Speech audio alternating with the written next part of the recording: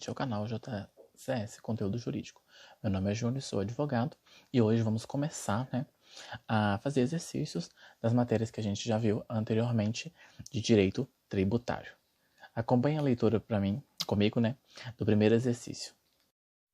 Essa primeira questão, é da banca da FUNESP. Vamos de auxiliar jurídico. O caput da questão.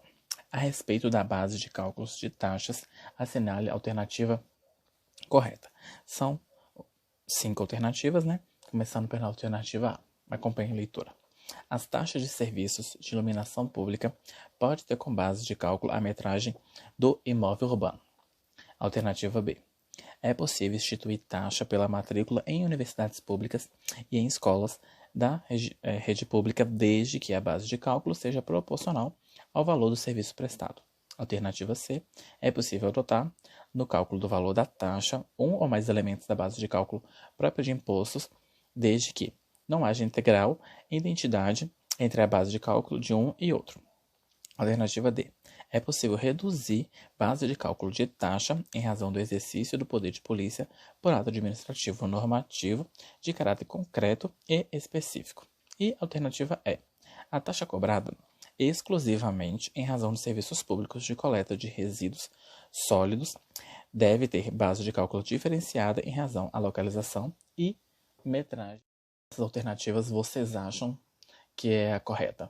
Vou dar um tempinho para vocês lerem e me dizer qual que é a correta. Já dei um tempinho. A correta seria a letra C, de acordo com a súmula 29 a súmula vinculante 29 do STF. Vamos lá ler a súmula para vocês.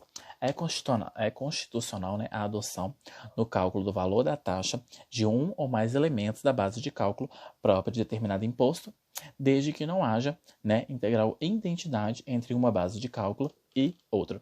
Agora eu vou dizer para vocês porque as outras alternativas estão totalmente incorretas. A alternativa A fala o seguinte, que a taxa de serviço de iluminação pública pode ter como base de cálculo a metragem do imóvel urbano.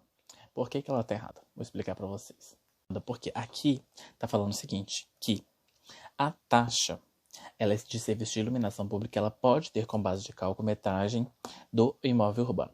Está errado porque ela não pode ter a base de cálculo de outro tributo.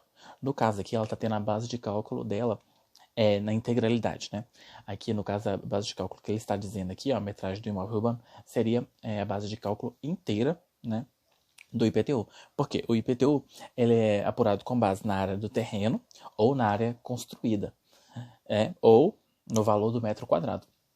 E como essa questão ela fala o seguinte, que a taxa de iluminação pública ela pode ter como base de cálculo ou seja, ela copiou toda a base de cálculo de outro tributo, que não é devido, que é inconstitucional de acordo com STF. Agora vamos ler a alternativa B e falar por que a alternativa B está incorreta. Acompanhe comigo a leitura. É possível instituir taxa pela matrícula em universidades públicas e em escolas da rede pública, desde que a base de cálculo seja proporcional ao valor do serviço prestado. Por que ela está errada? De acordo com a súmula vinculante do número 12 do STF, a cobrança de taxa e de matrículas das universidades públicas viola o disposto no artigo 206, inciso 4 da Constituição Federal. É proibido as instituições públicas cobrarem taxas. Não que ela não possa cobrar, por exemplo, para fazer um mestrado, um doutorado, esses outros tipos de ensinos de qualificação, mas o ensino público ela não pode cobrar. Agora vamos dar uma lida, alternativa D, e falar por que a alternativa D está incorreta. A alternativa D fala o seguinte, que é possível reduzir a base de cálculo de taxa em razão do exercício do poder de polícia por ato administrativo normativo de caráter concreto e específico. Ou seja, está dizendo aqui que a taxa pode ter a base de cálculo alterada, por um ato administrativo. E isso é incorreto. Errado por quê? Porque a base de cálculo da taxa dos impostos, elas não podem ser modificadas, senão por lei. Não pode ser feito por um ato administrativo. Agora vamos fazer a leitura da alternativa E. A taxa cobrada exclusivamente em razão de serviços públicos de coleta de resíduos sólidos deve ter base de cálculo diferente em relação à localização e à metragem do imóvel. O problema está aqui, ó, no final, localização e metragem do imóvel. Ou seja, ela não pode, né, discriminar a cobrança de taxa com o tamanho do imóvel, tendo em vista que o sentido da legitimidade da taxa de coleta de lixos provenientes de imóveis. Ela independe, né? Ela tem que ser específico e divisível. Por isso que a alternativa C está correta, que ela fala da súmula vinculante 29, que fala isso, que a taxa ela pode ter a mesma base de cálculo de outro imposto, de outro tributo, desde que não copie ele na integralidade. E foi o que aconteceu aqui na letra E, na alternativa E, né? E na alternativa A.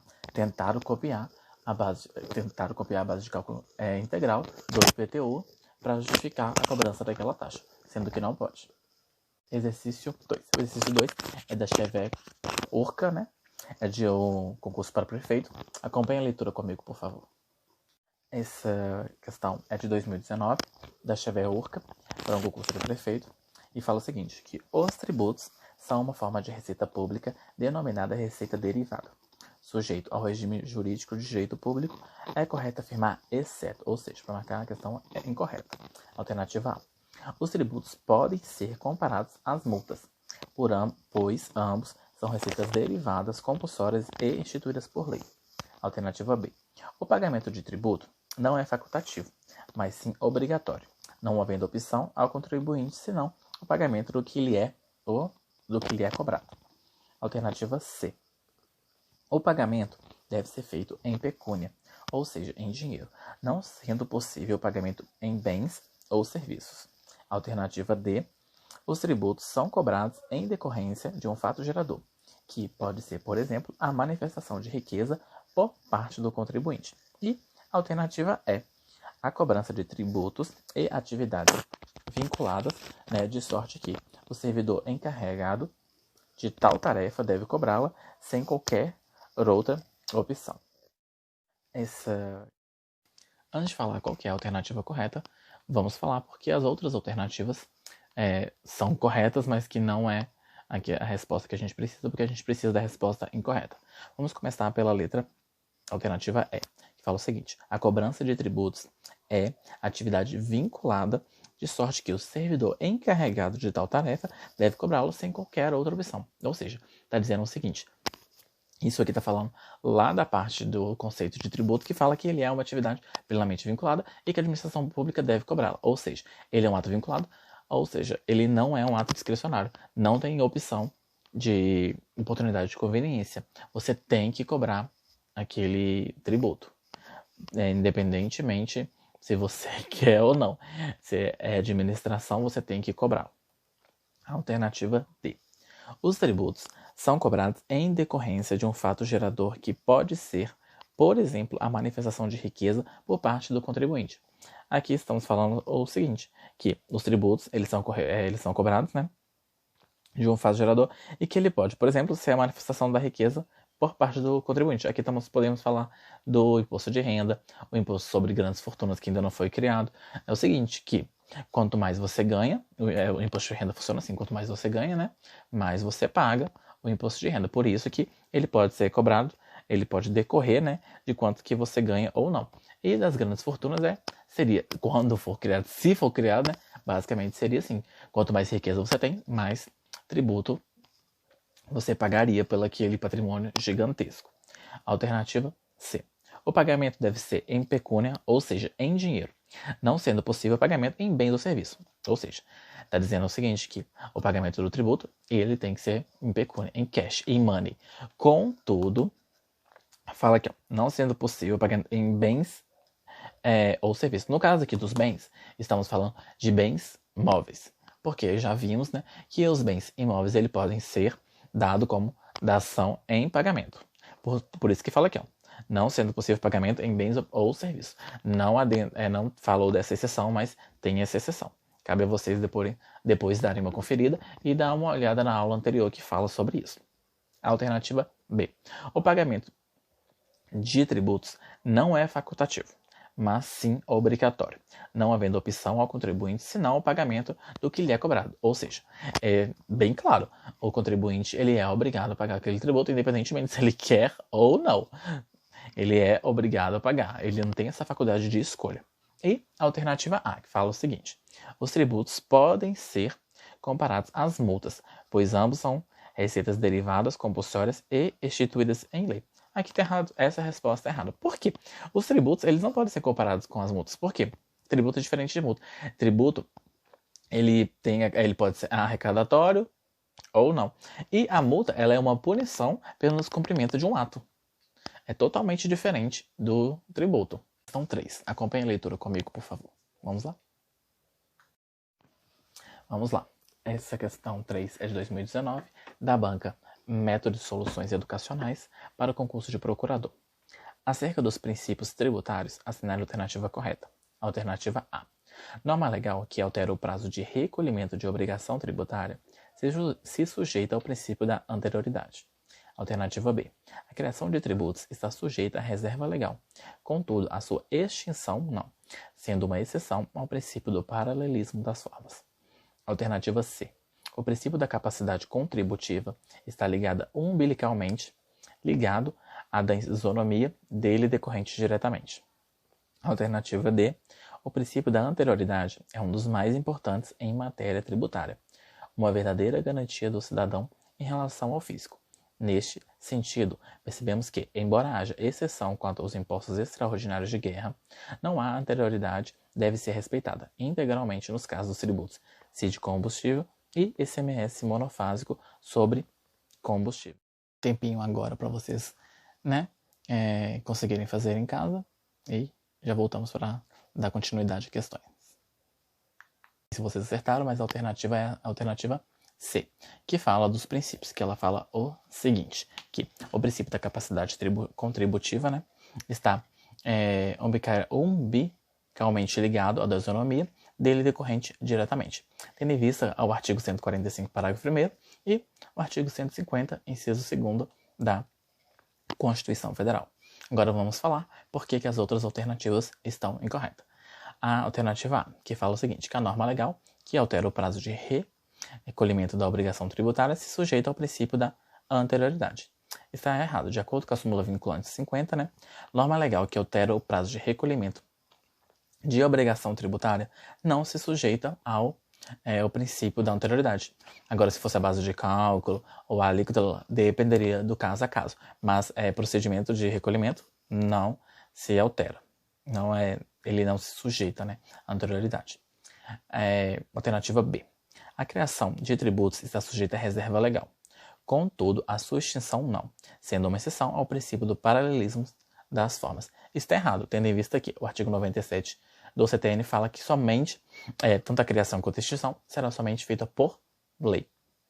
A alternativa C é a correta, que fala dos princípios, e a alternativa D está errada porque a CID de combustível e o ICMS monofásico, eles não se sujeitam à anterioridade. E ambos não foram criados ainda, Já o imposto sobre grandes, o IGE, ele não obedece nem à anterioridade e nem à noventena. Alternativa 4. Acompanhe a leitura comigo, por favor. Questão 4. É de 2019 da banca do Instituto Unifil para o cargo de contador. Com base na lei número 5.172 de 66, Código Tributário Nacional, informe se é verdadeiro ou falso para o que se afirma e analise a alternativa que apresenta a sequência correta. A primeira alternativa diz o seguinte: tributo é toda prestação pecuniária compulsória em moeda cujo valor é expresso, não constitui sanção de ato ilícito instituído por lei e cobrado mediante atividade administrativa, só faltou plenamente vinculada. Que fala vinculada, aqui somente isso. Próxima alternativa.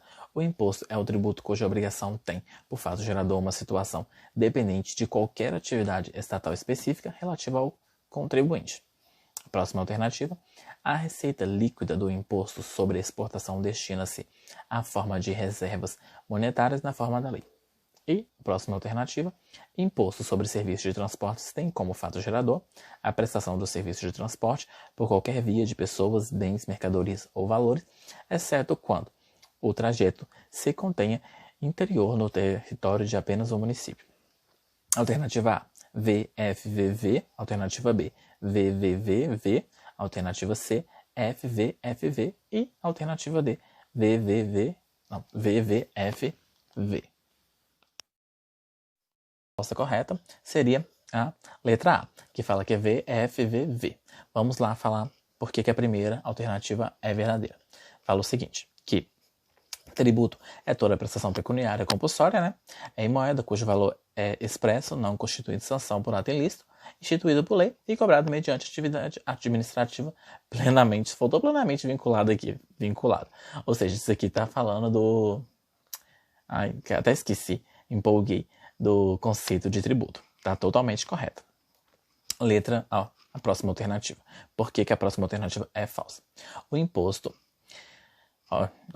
é o tributo cuja obrigação tem, por fato gerador, uma situação dependente de qualquer atividade estatal específica relativa ao contribuinte. Está errado, tendo em vista que o artigo 16 do CTN diz o quê? Que imposto é o tributo cuja obrigação tem, por fato gerador, uma situação independente de qualquer atividade estatal específica relativa ao contribuinte. Ou seja, é o contrário que está dizendo a questão, pois ele não depende, né, de qualquer atividade específica estatal, né, e relativa ao contribuinte para existir, para poder ter essa obrigação. Né? Próxima alternativa, por que ela é verdadeira? A receita líquida do imposto sobre exportação destina-se à formação de reservas monetárias na forma da lei. Por que essa alternativa está correta? Está prevista, né, no artigo 28, né, do CTN. Depois faça a leitura. Agora, a alternativa quarta, por que ela também está correta? Ela fala o seguinte, que imposto sobre serviços de transporte tem como fato gerador a prestação de serviços de transporte por qualquer via, de pessoas, bens, mercadorias ou valores, exceto quanto o trajeto se contenha interior no território de apenas um município. A alternativa está correta, embora incompleta, por não dizer se é incidência do ISS ou do ICMS. O ICMS sobre transportes, né? Incide sobre a prestação de serviço de transporte interestadual e intermunicipal, conforme o artigo 12, inciso 4º da Lei Complementar número 87 de 96, ao passo que o ICS, né, quanto ao serviço de transporte for somente municipal, restrito ao território do município, conforme o item 16, né, da lista anexa da Lei Complementar número 116 de 2003. Agora vamos para a nossa última questão, né? Questão 5ª, que foi feita pela CESP. Questão 5. Ela é da CESP, Sebrasp, né, para procurador. Ela fala o seguinte, considerando que dispõe a Constituição Federal, julguem o item a seguir, a respeito das limitações do poder de tributar, da competência tributária e das normas constitucionais aplicadas ao tributo. Compete ao município instituir o ITCMD, certo ou errado? Vou dar um tempo para vocês responderem e a gente já vem da resposta. A alternativa está errada, pois a competência é dos estados e do Distrito Federal para instituir imposto sobre transmissão, causas mortes e de transmissão de qualquer bens ou serviços, que seria o ITCMD, do Distrito Federal e dos estados, e não do município. A gente vai ficando por aqui, né? E até a próxima aula, onde daremos continuidade a fazer, né, mais exercícios sobre as novas matérias de direito tributário, né? Que vamos dar sequência aí para vocês terem uma compreensão maior da matéria e poder ajudar nos concursos, na faculdade e etc. que vocês precisarem. Até mais. Fiquem com Deus.